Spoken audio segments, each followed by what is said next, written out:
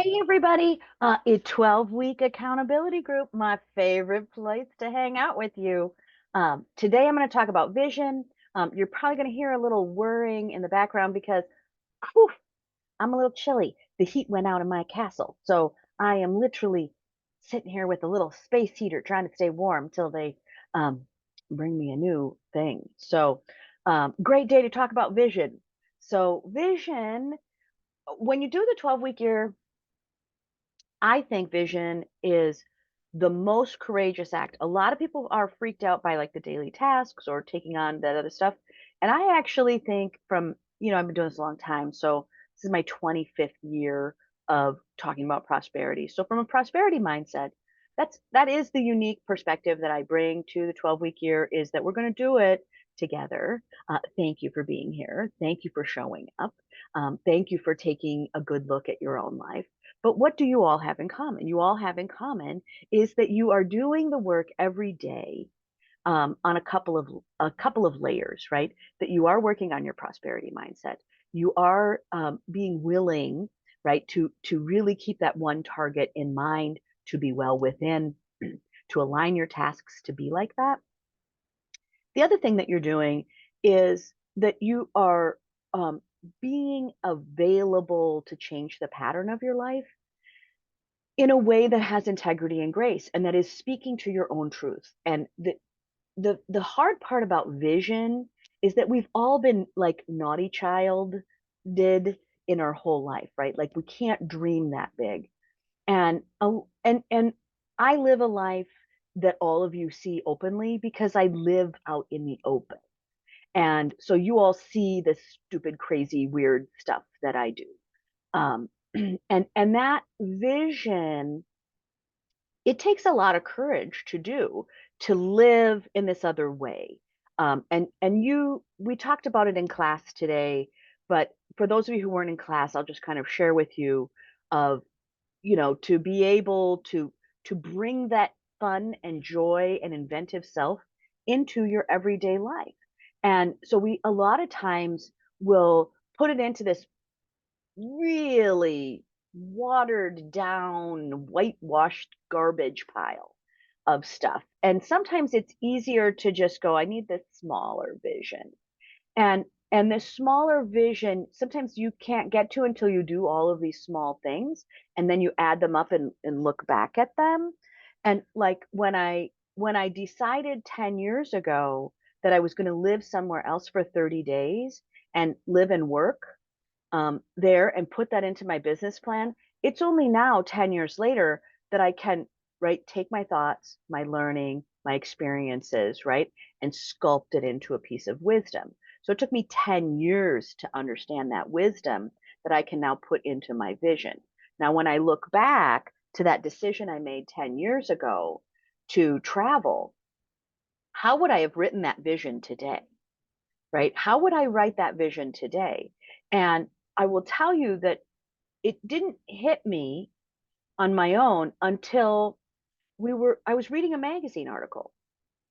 And I was reading a magazine article about the 20 places you have to see before you die. And I couldn't believe it.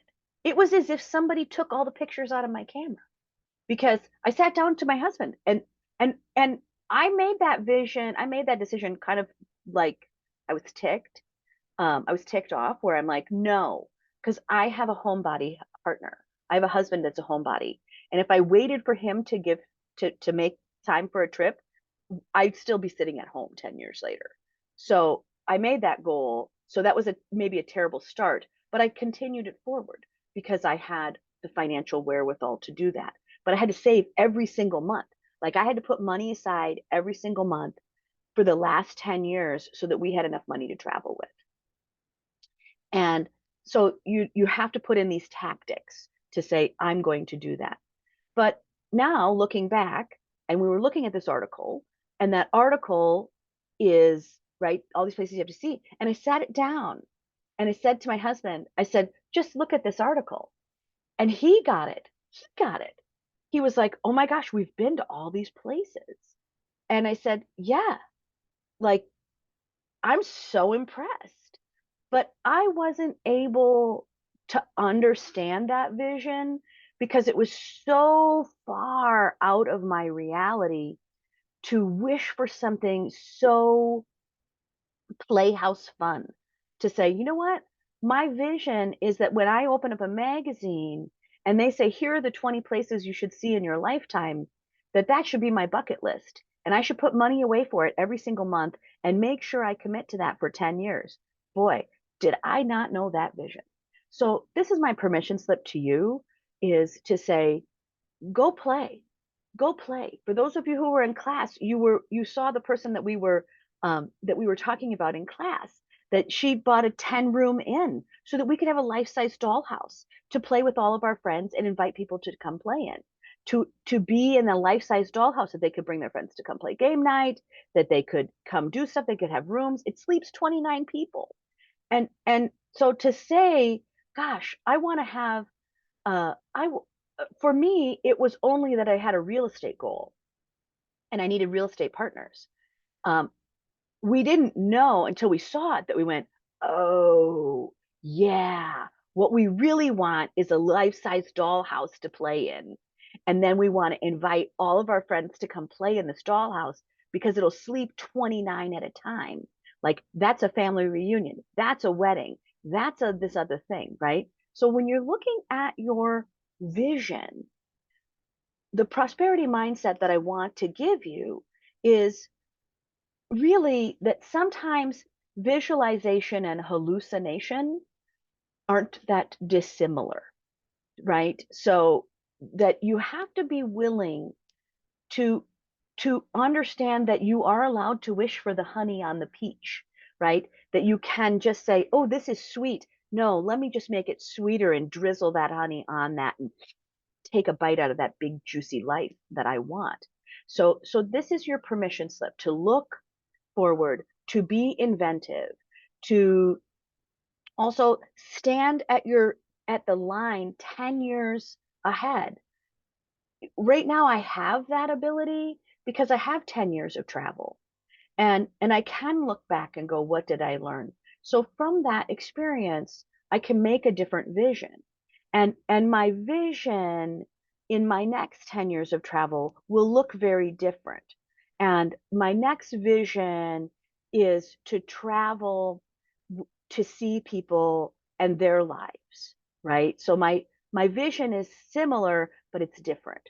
That I want to go into the next 10 years of my life and I want to be able to say, I've stayed in all my friends' guest rooms and that we've had dinner at their table, that I've come into their life and celebrated that opportunity. And I want them to come to my table. So that isn't about having more sales or being more organized or whatever. Sometimes it is the sensation. It is the what I call the foxy and the moxie, right? That those are actually right. We get talked out of those, but the foxy and the moxie is a piece of wisdom. It's a wisdom that you're there to create. So sometimes it's standing as yourself 10 years later and looking back and going, well, what would my 80-year-old self, or is my 70-year-old self, or my 50-year-old self, what would myself 10 years later, that might be your 30-year-old self, right? What would my person 10 years later look back and go, this was the right answer? And I just happen to be somebody that really values play. And I value play because it keeps me creative and alive and a little delicious to myself. Like if you've ever, like, don't even kid me on this. If you've ever felt stuck in a rut and sick to death of yourself, you're not doing enough cool stuff. So we've all been stuck in a rut and sick to death of ourselves. Of like, I'm sick of everything I own, right? We all get in a rut. And it is so difficult when you're in a rut to take on the courage and the moxie and the foxy because it's just energy that's so far radically different than where you're at. So part of vision is also giving yourself a state change. You know, sometimes it's going to do something that's really fun and exciting. You know, go to a concert, go see live music. These are things that are accessible everywhere. Go to the movies, go out to somewhere that's beautiful, and then start looking at your vision. Go sit in the go sit on an expensive couch at an expensive furniture store. You can do anything and start bringing in the spirit of what is the life that you are looking to build and start bringing in that visualization. And for some of you, that feels like a hallucination because you can't control it. Like what? Oh, I'm afraid to dream. We have that. And sometimes we don't know what that sensation is. We don't want to invite ourselves in to the emotion of a life that's very different. And and and I will tell you that sometimes a keen observation is I'm afraid to dream. And that for me, I would say that was the slap in the face I didn't know that was coming. Is I didn't actually ever consider that I would be afraid to dream my own dream. Because like no one else is dreaming that for me. Because the way of my life wasn't there. And so it felt uncomfortable. It felt uncomfortable. So when you're doing your vision, the words of advice that I would take is I would give yourself some words. And one of those is that, right, what would this what would I want to look back from? Right? What do I want to look back in 10 years? What's the advice I would give myself if I was here? Like where could I be? And what is that? And that's called discernment. That's really saying from the internal experience. And if you haven't watched the video on pensive versus discernment, you should watch that. But be inventive, be a little bit crazy. Did I know that I was going to have to need 4 cars? No. Did I know that I was going to need multiple houses? No. But now I sure do. And I'm sitting in this little beautiful castle of mine without heat. Didn't plan on that, but hopefully. So now I get to find a way to make enough money to buy a new furnace this week, right? So be inventive. Sometimes we're just gonna roll with it. We're just gonna have a good time. You're just gonna change the pattern, but be willing. Be willing to goof around, be willing to be joyous, be willing to have a goal that's completely random, reckless, a little rock star, and a little foxy moxie, because those are the ones that you'll be telling. Those are the ones where everyone else is going to tell that story. They're going to tell that story of the day that Mickey made you do this thing, right? Because many of you this is a very personal station, right? So many of you actually physically know me. So you will remember the day that I went, oh my gosh, we're going to have a party and I'll invite you. And, 4,000 people are coming and we're all only wearing one color, right? That many of you know me from these experiences. And so when you start to think about your life, not just thinking about one random item, but think about the addition of all of those as a wave, as a momentum in your life. And that's where the innovation comes. That's where you get to really think about what you're making. So vision, take it on. It is discernment. Please watch that video. But thank you, thank you, thank you for being here. Thank you for showing up. Thank you for being prosperous. Thank you for challenging what you're doing. And thank you for always doing that with integrity and grace, because the work that you're doing is sacred work.